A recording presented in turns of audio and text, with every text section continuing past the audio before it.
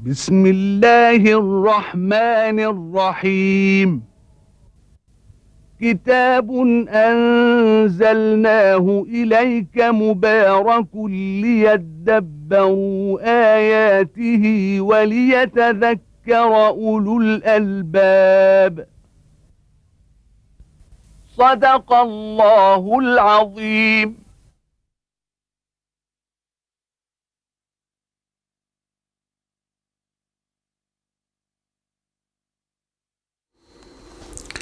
الحمد لله رب العالمين، والصلاة والسلام على عبده ورسوله الأمين سيدنا ونبينا محمد وعلى آله وأصحابه ومن اهتدى بهداه وعمل بسنته ليوم الدين.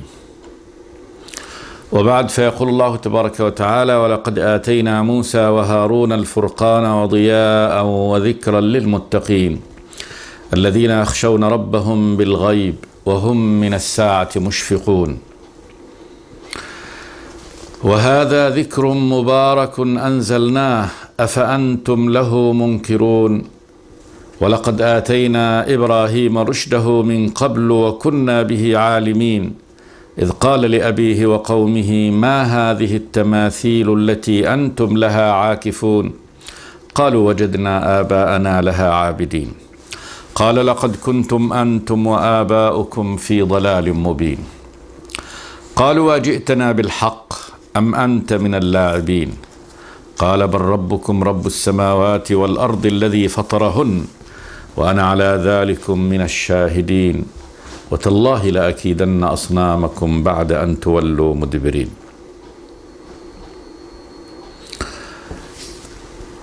هذا فاصل جديد في هذه السورة، سورة الأنبياء. بدأ الله تبارك وتعالى فيها بذكر طائفة من أنبيائه ورسله، وهذا في سياق رد الرب سبحانه وتعالى على هؤلاء العرب الذين كذبوا برسالة النبي محمد صلوات الله وسلامه عليه. أبطل الله حجتهم، أبطل شركهم، وعظهم، أنذرهم بما ينتظرهم يوم القيامة. ثم أخبر الله تبارك وتعالى أن سنته سبحانه وتعالى في إرسال نبيه ورسوله محمد صلى الله عليه وسلم هي سنته الجارية سبحانه وتعالى في خلقه، فإن الله تبارك وتعالى أرسل قبل النبي محمد صلوات الله وسلامه عليه هذه السلسلة الطيبة من الرسل والأنبياء. بدأ الله تبارك وتعالى بموسى وهارون وبإنزال كتاب الله تبارك وتعالى التوراة عليهم، وذلك أن التوراة والقرآن هما الكتابان يعني اللذان نزل من السماء وبقي، والذي سرت على التوراة وأنبياء تحكم به بدءا من موسى عليه السلام إلى آخر نبي من أنبياء بني إسرائيل وهو عيسى عليه السلام. وليس بين عيسى وبين نبينا محمد صلى الله عليه وسلم نبي، ثم أرسل الله تبارك وتعالى رسوله الخاتم محمدا صلى الله عليه وسلم بالفرقان، بالضياء، بالذكر، بالقرآن العظيم المبارك في كل أنواع البركات. قال جل وعلا: ولقد آتينا موسى وهارون الفرقان وضياء وذكرا للمتقين. موسى النبي العظيم رسول الله تبارك وتعالى إلى بني إسرائيل، مخلصهم من الفراعنة ومقيمهم في أرض الله تبارك وتعالى ليكونوا شعبا يعبد الله تبارك وتعالى. وهارون أخوه النبي، والذي نبئ بشفاعة وطلب من موسى عليه السلام الذي قال: واجعل لي وزيرا من أهلي هارون أخي أشدد به أزري وأشركه في أمري كي نسبحك كثيرا ونذكرك كثيرا إنك كنت بنا بصيرا. قال: قد أوتيت سؤلك يا موسى. أعطاه الله تبارك وتعالى سؤله فيما طلب من أن يكون هارون نبيا كذلك منبأ من الله تبارك وتعالى يقوم بجواره لهذه المهمة العظيمة التي أرسل إليها، وقد أرسله الله تبارك وتعالى إلى أكبر جبار موجود في الأرض في وقته. آتاه الله تبارك وتعالى الفرقان. سمى الله تبارك وتعالى التوراة المنزلة على عبده موسى فرقانا لأنها جاءت تفرق بين الحق والباطل. فالفرقان تدعو إلى طريق الله تبارك وتعالى وصراطه، مفرقة عن يعني سرة الشياطين. الفرقان وضياء، نور هادي، وذكرا للمتقين، وكذلك تذكير للمتقين بالأوامر والنواهي، وما يحتف بأمر الله تبارك وتعالى ونهيه من الحض على الأمر والتحذير من النهي بصنوف المواعظ والتحذيرات. فنزولها ليس مجرد بنود وأوامر مجردة ونواهي مجردة، لا، كما قال الله عز وجل: وكتبنا له في الألواح من كل شيء موعظة، وتفصيلا لكل شيء.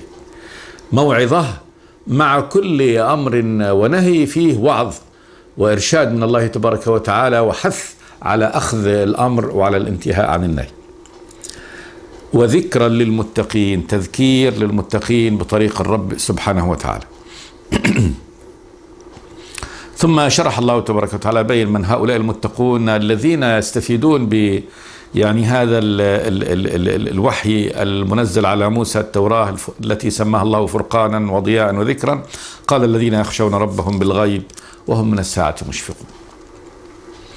الذين يخشون ربهم بالغيب، يخافون ربهم سبحانه وتعالى وهم بالغيب، لم يروا ربهم سبحانه وتعالى ولم يسمعوه، ولكنهم آمنوا به بآياته المنزلة المسموعة، وبآياته المقروءة، وبرسوله الذي أرسله، فآمنوا بالله تبارك وتعالى عن هذا الطريق بالغيب. وهذا هو طريق الإيمان، وهذا معنى الإيمان: التصديق بإخبار الله تبارك وتعالى، والإقرار بالاستدلال بهذه الآيات التي نصبها الله تبارك وتعالى على وحدانيته، وأنه الرب الإله خالق الكل سبحانه وتعالى. فهؤلاء الذين يخشون ربهم بالغيب خافوا الله تبارك وتعالى وآمنوا به وعظموه. والخشية إنما هي خوف وتعظيم، خوف تعظيم للرب سبحانه وتعالى. ثم وهم من الساعة مشفقون، خائفون من الساعة خوفا عظيما، مرتعبون مع إيمانهم بالله تبارك وتعالى ومع عمله الصالح، إلا أنهم يخافون الساعة ويشفقون منها، والإشفاق هو غاية الخوف. وذلك لأنه لا أمان إلا بعد تأمين الله تبارك وتعالى، وبعد قبول العبد، وبعد عرض عمله على الرب سبحانه وتعالى. فمن قبل ومن أخذ ومن حط الله تبارك وتعالى عنه سيئاته هو الذي يعني يكون قد أمن بعد. ويظل العبد المؤمن خائف مشفق من الساعة، لا يدري ما يكون مصيره إلا بعد أن يؤمنه الله تبارك وتعالى يوم القيامة. فهؤلاء العباد الذين آمنوا بربهم سبحانه وتعالى في هذه الدنيا وعظموه وخشوه بالخشية الكاملة وخافوا يوم القيامة، هؤلاء الذين يستفيدون بالتوراة. وهذه الآيات هي نفسها التي ذكر الله تبارك وتعالى فيها من يستفيد بهذا القرآن المنزل على عبده ورسوله محمد. قال الله تبارك وتعالى: ألف لام ميم ذلك الكتاب لا ريب فيه هدى للمتقين. هدى، ثم حصر الله تبارك وتعالى هدايته في المتقين، قال: هدى للمتقين الذين يؤمنون بالغيب ويقيمون الصلاة ومما رزقناهم ينفقون والذين يؤمنون بما أنزل إليك وما أنزل من قبلك وبالآخرة هم يوقنون أولئك على هدى من ربهم وأولئك هم المفلحون. فهؤلاء هم الذين على الهداية، والذين يستفيدون بهذا القرآن الهدى الخاص أنهم يهتدوا به. وبالطبع هذا غير الهداية العامة، فإن الهداية العامة للقرآن وللتوراة يدركها كل أحد. فالقرآن هدى للناس، هدى للناس بمعنى البيان والإرشاد. ما كل ولقد يسرنا القرآن للذكر فهل من مدكر. شهر رمضان الذي أنزل فيه القرآن هدى للناس، هذه هداية عامة، هداية عامة بمعنى البيان والإرشاد. لكن الهداية الخاصة أنه يأخذ هذا القرآن ويهتدي به، يؤمن به ويسلك مسلكه المسلك الذي يدل عليه، فهذا هداية خاصة لهؤلاء الناس المخصوصين. ولقد آتينا موسى وهارون الفرقان وضياء وذكرا للمتقين. فيعني كونه فرقانا وكونه ذكرا وكونه ضياء لهؤلاء المتقين الذين يخشون ربهم بالغيب وهم من الساعة مشفقون. ثم قال الله تبارك وتعالى به الكتاب المنزل على عبده ورسوله محمد، فقال سبحانه وتعالى: وهذا ذكر مبارك أنزلناه. وهذا القرآن المنزل على عبده ورسوله محمد ذكر، أعظم ذكر، لأنه يذكر العباد بربهم وإلههم وخالقهم سبحانه وتعالى، ويذكرهم بطريقهم إلى الرب جل وعلا، ذكرهم بمآلهم ومصيرهم في يوم القيامة، بهذه الأمور العظيمة ذكر.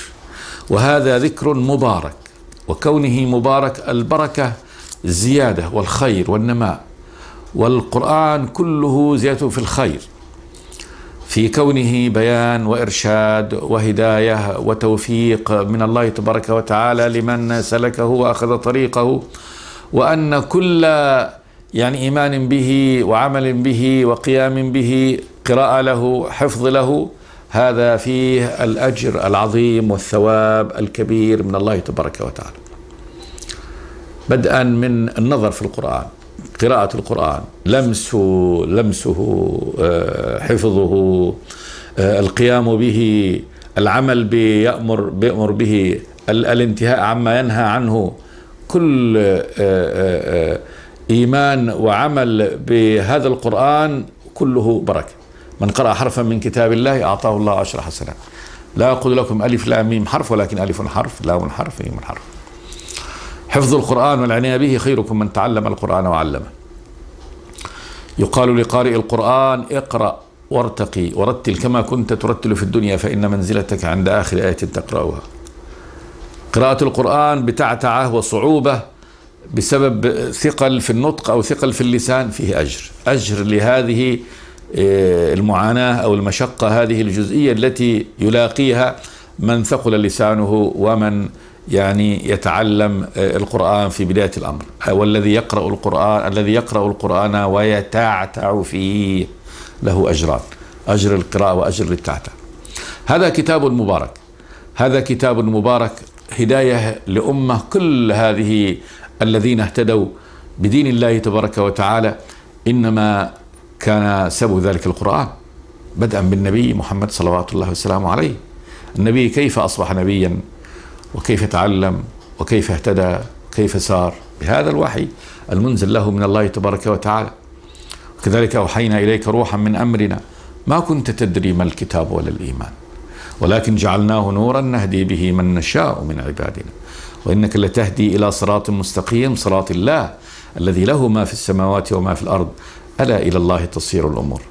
فالنبي لم يصبح نبيا إلا بالقرآن. اقرأ باسم ربك الذي خلق الإنسان من علق، اقرأ وربك الأكرم الذي علم بالقلم، علم الإنسان ما لم يعلم. هذه أول كلمات من هذا القرآن، آيات لامست سمع النبي صلوات الله وسلامه عليه، وغيرت بعد ذلك مجرى حياته من طريق إلى طريق آخر، من طريق ما يعرف الرسل ولا الأنبياء ولا طريق الرب تبارك وتعالى، ثم بعد ذلك خلاص. ثم يا أيها المدثر قم فأنذر وربك فكبر وثيابك فطهر والرجز فاهجر ولا تمنن تستكثر ولربك فاصبر. هذه الرسالة، هذه آيات الرسالة نزلت على النبي صلى الله عليه وسلم. ثم بدأ القرآن يتنزل يعلم الله تبارك وتعالى رسوله بهذا الدين. فالنبي نشأ بعد ذلك وأصبح المثال للعالمين، مثال الإنسان الكامل، عبد الله تبارك وتعالى الكامل في كل الأخلاق والصفات، بهذا القرآن. فأخلاقه الكاملة التي حمده عليها كل البشر ممن يقدر الأخلاق، وأثنى الله تبارك وتعالى عليه بها: وإنك لعلى خلق عظيم. بهذا القرآن، بنزول هذا الكتاب الكريم على النبي صلى الله عليه وسلم، كما سئلت أم المؤمنين عائشة رضي الله تعالى عنها فقيل لها كيف كان خلق رسول الله؟ فقالت: يا بني لست تقرأ القرآن؟ لقد كان يعني خلق النبي صلى الله عليه وسلم، خلق النبي القرآن، فالله علمه بهذا وأصبح مثال للأمة بهذا.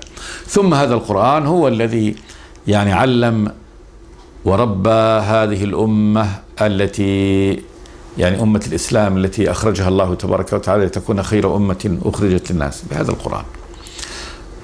فانظر بعد ذلك البركات، بركات هذا القرآن من إنشاء هذه الأجيال المسلمة المؤمنة جيل بعد جيل التي اهتدت إلى طريق الرب تبارك وتعالى وتركت هذه المناهي التي ينهى عنها الرب تبارك وتعالى وفعلت الأعمال العظيمة الصالحة.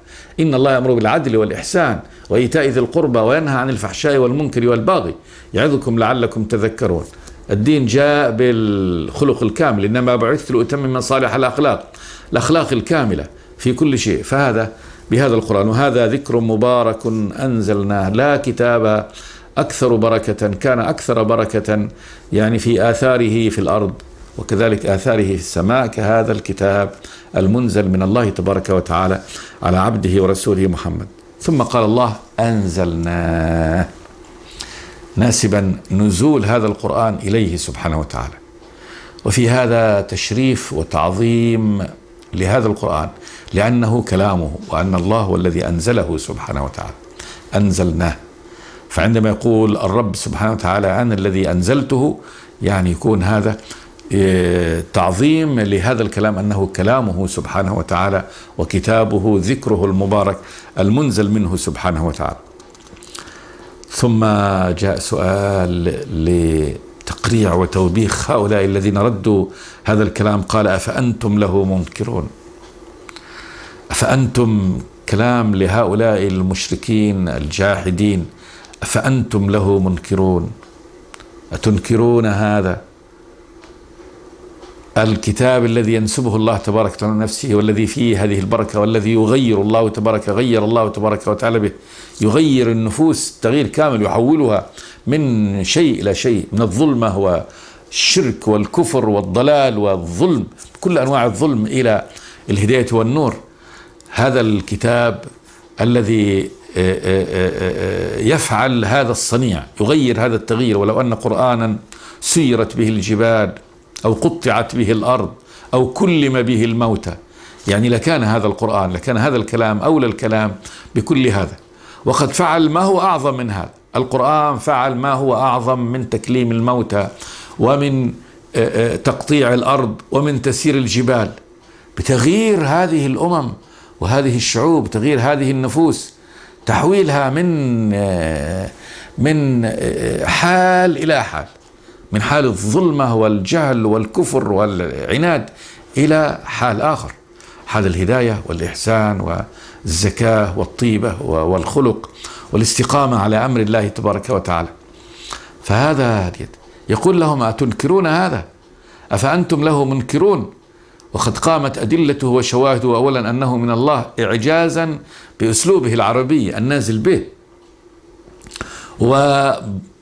وبركة يعني في آثاره، ونورا فيما يدعو إليه، لا يدعو إلى أي شيء من يعني الظلمة ولا الخنا ولا الفجور ولا الميل، فهو كتاب لا عوج فيه.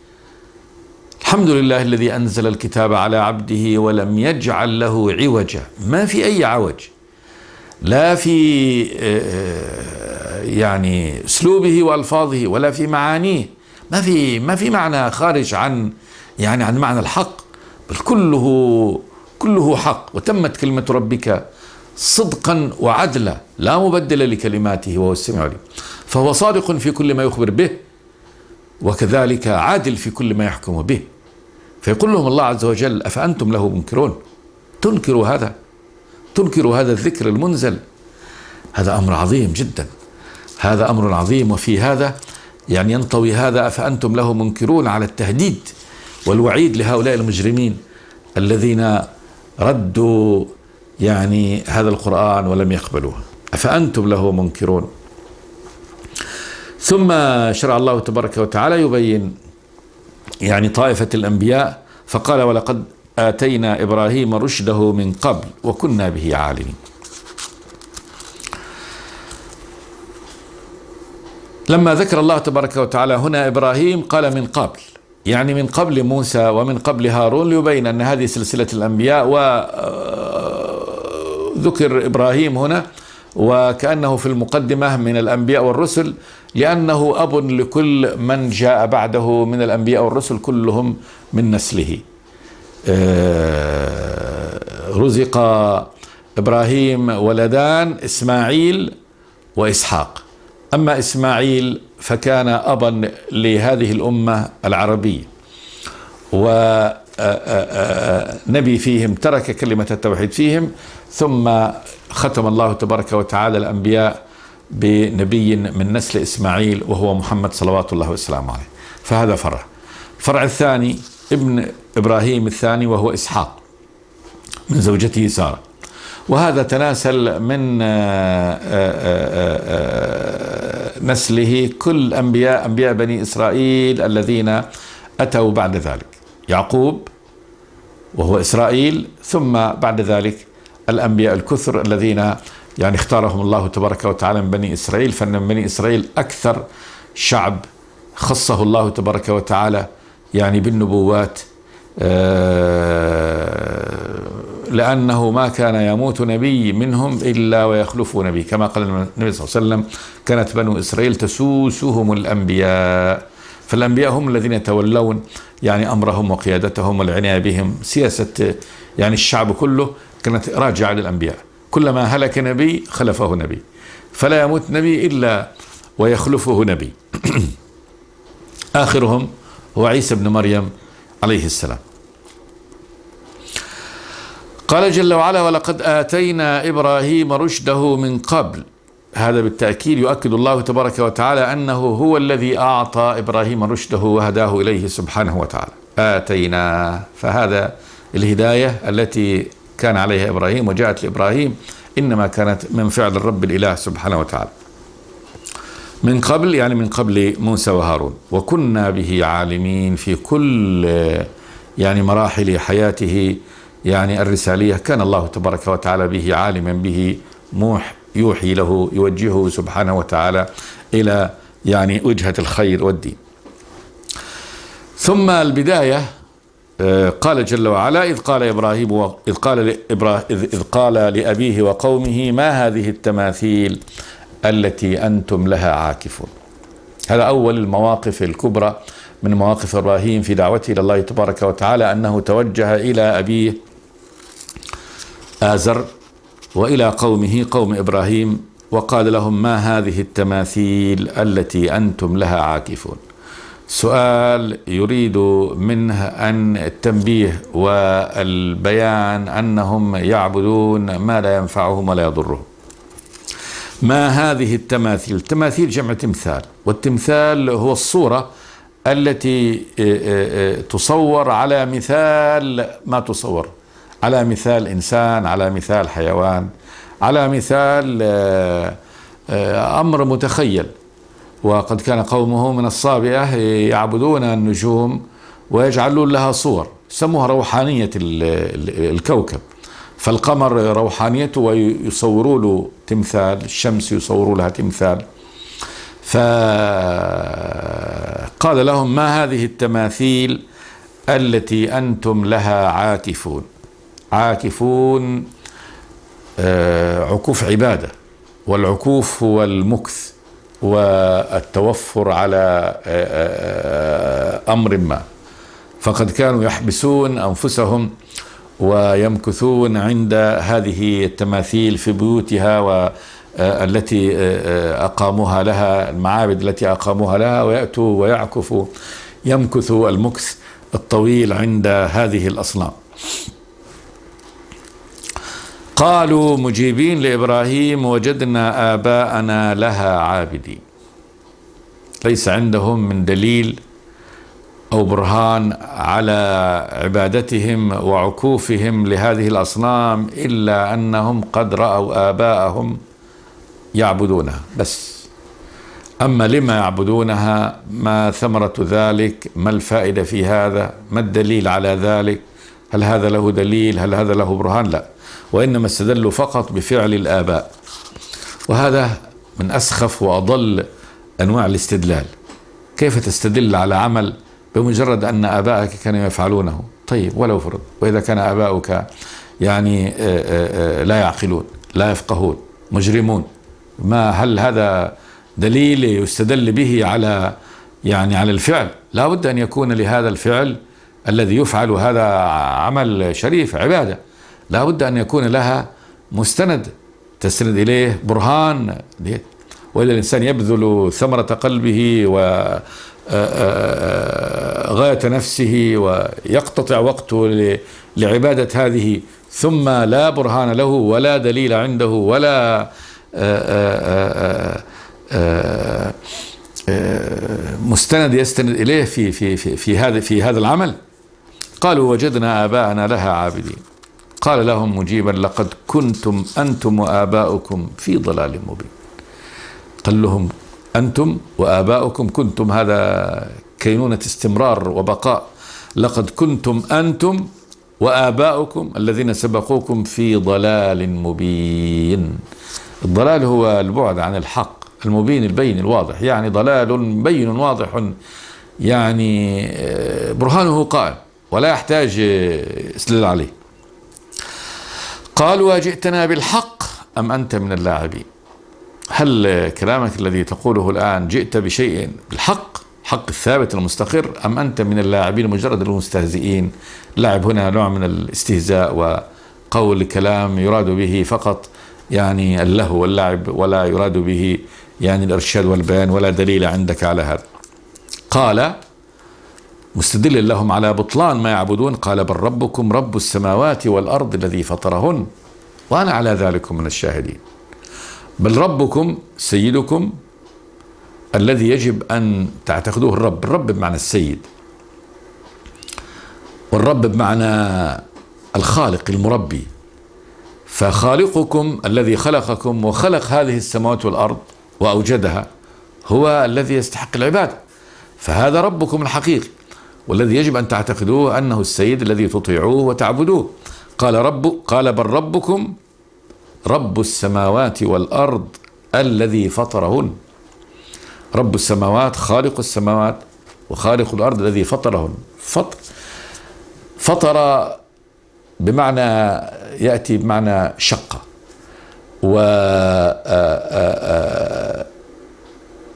يقول ابن عباس ما علمت فاطر حتى تخاصم عندي أعرابيان في بئر فقال أحدهما أنا الذي فطرتها، يعني يستدل بمملكة البئر بأنه هو الذي شقها أول ما شقها.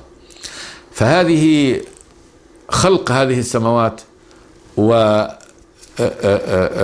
ووضعها على هذا النحو الذي فيه هذا فعل الرب تبارك وتعالى. فالذي فطرها يعني خلقها أول مرة، الذي أنشأ هذه السماوات أول مرة هو الرب الذي تجب له العبادة. قال بل ربكم رب السماوات والأرض الذي فطرهن، فطر السماوات والأرض وأنا على ذلك من الشاهدين. أنا على ذلكم، على هذا الأمر الذي أرشدكم إليه، من الشاهدين، شاهد على هذا الأمر، وذلك بما أوحى الله تبارك وتعالى إليه.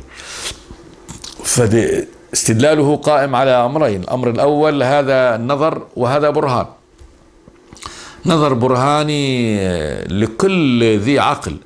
من تعبد؟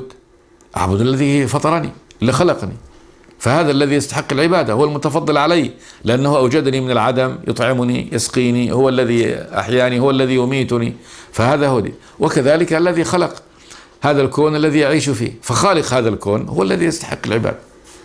وقال له أنا على ذلك من الشاهدين، وهذا بما أوحى الله تبارك وتعالى إليه، فهو شاهد على هذا، وأن الله تبارك وتعالى قد أرسله بهذا الأمر. لم يقبلوا مقالته هذه، وأراد بعد ذلك إبراهيم أن يهزهم هزا إلى الإيمان، فقال وتالله لأكيدن أصنامكم بعد أن تولوا مدبرين. أضمر في نفسه أن يريهم رأي العين أن هذه الأصنام التي تعبد لا تستحق العبادة. فقال وتالله، أقسم بالله، لأكيدن أصنامكم. الكيد هو إيصال الضر بطريق خفي، أكيدنها، وعزمه على كيدها بأن يحطمها وأن يجعل لها يعني طريق يثير عقول هؤلاء حتى يدركوا أن ما يفعلونه إنما هو يعني سخافة وضلال مبين. بعد أن تولوا مدبرين عنه، يعني في الخفاء، بعد أن تخرجوا من معتكفكم هذا عن هذه الأصنام، سأكيدها كيدا يوقظ قلوبكم ويرجعكم إلى الحق. وتالله لأكيدن أصنامكم بعد أن تولوا مدبرين. قال جل وعلا: فجعلهم جذاذا إلا كبيرا لهم لعلهم إليه يرجعون. فجعلهم، جعل هذه الأصنام جذاذا، جذاذا يعني قطع، كسرها حتى أصبحت قطع صغيرة. إلا كبيرا لهم، الصنم الأكبر، ثم قال كبيرا لهم، ما قال إلا كبيرا، لأنه لو قال إلا كبيرا ربما يفهم أنه كبير في نفسه، ولكن كبير لهم يعني هم يعظمونه. أو إلا كبيرا لهذه الأصنام يعني كبير، صنم كبير من جملة الأصنام. قال جل وعلا: لعلهم إليه يرجعون. لعلهم، لعل هؤلاء يرجعون إليه، في نسبة يعني تحطيم هذه الأصنام إلى هذا الكبير. نقف هنا إن شاء الله ونكمل إن شاء الله في الحلقة الآتية. بسم الله الرحمن الرحيم. كتاب أنزلناه إليك مبارك ليدبروا آياته وليتذكر أولو الألباب. صدق الله العظيم.